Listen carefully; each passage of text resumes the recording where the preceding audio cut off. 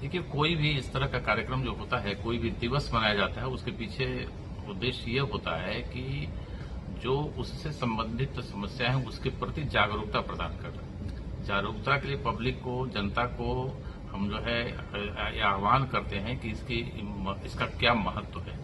जहां तक world heart day की बात है, जो 29 सितंबर को हर साल मनाया जाता है, इसके पीछे बनाने का उद्देश्य यह है कि जो जितनी तरह की बीमारियां हैं उसमें हृदय से संबंधित बीमारियों की अधिकता आज के समय में बहुत ज्यादा हो चुकी है।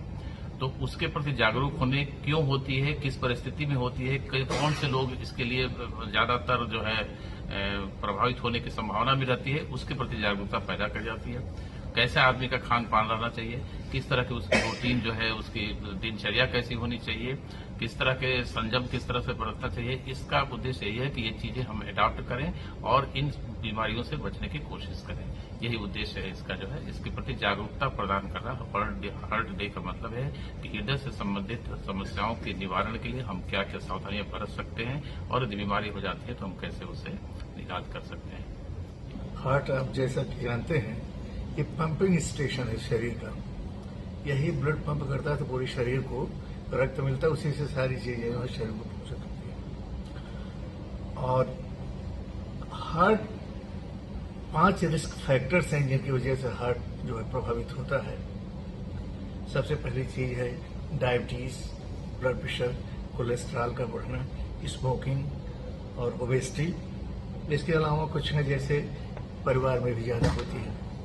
तो आप जैसे देख रहे हो, जैसे हमारी ये सामाजिक व्यवस्था बदल रही है तो लोग ज्यादा सेडेंटरी मतलब आराम तलब होते चले जा रहे हैं। और लोगों का खान पान का स्तर भी काफी अच्छा हो गया, ज्यादा कैलोरी की डाइट ले रहे हैं, उतना श्रम नहीं कर रहे हैं। तो जो बीमारी इससे होती है, सबसे पहली वजन का बढ़ना, मेटाबॉलिक सिंड्रोम हम कहते हैं। मेटाबॉलिक सिंड्रोम से ही हार्ट जो पहले ब्लड प्रेशर बढ़ता है, डायबिटीज होती है और ये सब चीजें धीरे धीरे आदमी जो है ब्लड प्रेशर का शिकार हो जाता है। कुछ दिनों में उसकी कोशिकाएं जो है, कोलेस्ट्रॉल जो है नसों में डिपॉजिट होने लगती है, इसको हम एथेरोस्क्लेरोसिस कहते हैं। तो इसको रोकने के लिए 5 रिस्क फैक्टर्स जो हैं, इनसे आदमी को बचना है। वजन न बढ़ने दें, पौष्टिक डाइट लें, पूरा श्रम करें और समय समय पर अपने हार्ट और उसके ब्लड प्रेशर की और शुगर की जांच कराते रहें। हम क्या करते हैं कि हमारे यहाँ जो भारत में स्वास्थ्य की प्रणाली है वो ट्रीटमेंट वाली है। बीमारी होगी तब हम उसका इलाज करेंगे, लेकिन प्रिवेंटिव ट्रीटमेंट जो है वो अपने भारत में उसका प्रचलन बहुत कम है। प्रिवेंटिव ट्रीटमेंट का मतलब कि हमको रोग से पहले कैसे बचा जाए कि ये बीमारी हमको न हो या उसकी संभावना होने की बहुत कम हो। तो ये लोग अपना जो स्वास्थ्य परीक्षण है वो नहीं कराते हैं। स्वस्थ व्यक्ति अपने भारत में अपना स्वास्थ्य परीक्षण नहीं कराता। वो समझता है पैसे की बर्बादी है, डॉक्टर के पास जाएंगे, फीस देंगे, जांच कराएंगे, ये पैसे की बर्बादी है। लेकिन ऐसा नहीं है। मेडिकल साइंस का मेन एम है प्रिवेंशन, और कहा भी जाता है कि prevention is better than treatment. बचाव उपचार से बढ़िया होता है। लेकिन यहाँ पे मरीज जो है भारत में अपने डॉक्टर के पास जो बीमार पड़ने पे पहुंचता है, इसलिए डॉक्टर के पास कभी सलाह नहीं लेने जाता कि डॉक्टर साहब मुझे बीमारी न हो, मेरा क्या क्या चेकअप होना चाहिए, मेरे लिए क्या जरूरी है, मेरा खान पान क्या जरूरी है, मेरा रहन सहन क्या जरूरी है, इसके बारे में वो सलाह नहीं लेता है। लेकिन मैं इस आप लोग के माध्यम से ये कहूंगा कि सभी व्यक्ति जो आजकल तो बहुत ही कम उम्र में हृदयाघात हो रहा है, अभी भी हम लोग देखते हैं क्लिनिकल प्रैक्टिस में 22 साल वालों का भी होता है, 30 साल वालों का भी हो रहा है। पहले ऐसा नहीं था, लेकिन आजकल जो खान पान की शैली बदली है, व्यायाम की कमी हुई है, फास्ट फूड का सेवन ज्यादा हुआ है, कीटनाशक दवाओं का सेवन ज्यादा हुआ है। इसलिए ये देखिए हमारे जो फार्मर हैं वो क्या खाते हैं, बहुत कुछ नहीं खाते हैं, लेकिन फिर भी यहाँ तो 80% मरीज वही आते हैं जो फार्मर हैं, गांव के हैं, उनको भी हृदयाघात होता है, उनका कोलेस्ट्रॉल भी नॉर्मल है। आखिर इसके पीछे क्या कारण है?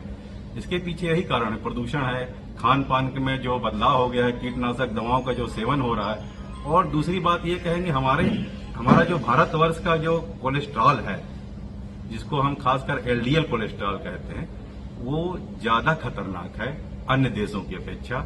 इसलिए अगर हमारा कोलेस्ट्रॉल लेवल कम भी है तब भी हम ज्यादा रिस्क में हृदय घात के रहते हैं अन्य देशों की अपेक्षा।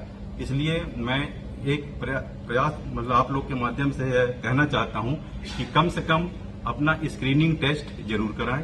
अगर आप 40 ईयर के हो गए हैं तो या 30 साल के हैं तो कुछ प्राइमरी ट्रीटमेंट, और 40 साल के अगर हो गए हैं तो कोलेस्ट्रॉल का जांच है, ब्लड प्रेशर का जांच है, शुगर का जांच है, और एक कुछ कार्डियक मार्कर होते हैं वो भी करा लेना चाहिए, जिससे ये पता चले कि हमको हृदयाघात होने की संभावना कितनी ज्यादा है और कितनी कम है या बहुत कम है। उसके बाद एक जांच होती है टीएमटी जांच हमको एकदम लगभग क्लीन चिट देती है कि हमको हृदयाघात आने वाले समय में होगा या नहीं, या तो है हमको पता नहीं है, वो पता चल जाता है। तो इसीलिए जागरूकता पैदा करने के लिए दिवस मनाया जाता है कि लोग जागरूक रहें, क्योंकि हृदय की ऐसी बीमारी है जो कि अस्पताल पहुंचने का भी मौका नहीं देती है।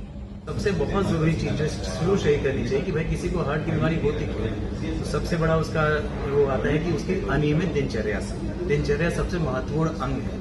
आप अपने खान पान पे कंट्रोल रखिए, जितना आपका भूख लगती है उससे 1 रोटी कम खाइए, अपने खान पान में मीठे की, तेल की, वसा की मात्रा कम रखिए। ये पहली चीजें जो आप कर सकते हैं। दूसरा, धूम्रपान हो गया, चाहे मदिरा सेवन हो गया, उनसे आप दूर रहिए। ऐसी बुरी आदतों की वजह से आपके हृदय पे और आघात पहुंचता है। तीसरा ये हो गया कि अपनी उम्र की कदर कीजिए। जैसे आपने अभी देखा होगा राजू श्रीवास्तव जी के प्रकरण में, 58 साल की उम्र में अगर आप ट्रेडमिल में दौड़ रहे हैं या आप एक्सेसिव मेहनत कर रहे हैं, तो ऐसे कंडीशन में आपको ये होने की चांसेस ज्यादा है। तो हम लोग जैसे मरीज को क्लिनिक में कहते हैं कि ट्रेन छूट रही है तो छोड़ दीजिए, दौड़ के पकड़िए मत। तो वही बात है कि जितना आपकी कैपेसिटी है उतनी मेहनत कीजिए, एक एक्टिव लाइफस्टाइल बनाए रखिए, और उसके साथ साथ खाने का सबसे बड़ा जरूरी है। अब एक्सेसिव खाएंगे वजन बढ़ेगा, जैसे पेट पे चर्बी बढ़ती है वैसे हृदय की नलियों में भी, नाड़ियों में भी आपके वसा और ये चर्बी बढ़ेगी तो ब्लॉकेज होंगे। तो आप उसको कराइए, और जैसा कि बाकी टेस्ट हैं, अपने स्वास्थ्य के प्रति जागरूक रहिए। कोई भी चलने फिरने पे, सीढ़ी चढ़ने पे अगर सीने में दर्द जैसा हो जो कि आराम करने पे, रुकने पे आराम मिल जाए, तो इसको तुरंत जाके अपने डॉक्टर से सलाह लीजिए। टीएमटी और ईसीजी जैसे टेस्ट कराइए और जागरूक रहिए। ये न सोचिए कि ये बीमारी हमें नहीं हो सकती है, या इसलिए थोड़ा अपना दिनचर्या बदल दिए। बहुत ज्यादा कुर्सी पकड़ के बैठने से बहुत ही हानि है, और इसको हमें अपनी दिनचर्या में नियमित एक्सरसाइज का कुछ टाइम देके, एरोबिक एक्सरसाइजेस करके, कुछ छोटे स्पोर्ट्स अपनी उम्र के हिसाब से जो छोटे स्पोर्ट्स हैं, टेबल टेनिस है, बैडमिंटन है, छोटे ऐसे स्पोर्ट्स जो हम आराम से कर सकते हैं, उनको अपनी दिनचर्या में ढाल करके, और बैठने का सिटिंग आवर्स कम कीजिए। 50 मिनट बैठे हैं तो 10 मिनट टहल लीजिए। इन सबको करके हम दैनिक दिनचर्या में हार्ट अटैक, हृदयाघात ऐसी चीजों को रोक सकते हैं। और सबको कम से कम कल के दिन से कुछ संकल्प लेना चाहिए लोगों को, जो कि हमारी बातें सुन रहे हैं, कि जो भी आईएमए के डॉक्टर्स महोदय लोगों ने आपको सुझाव दिए हैं उस पर अमल करके अपने जीवन को बढ़ाइए, और एक अच्छा स्फूर्तिपूर्ण और बेहतरीन जीवन की हम आशा करते हैं कि आप जिएं।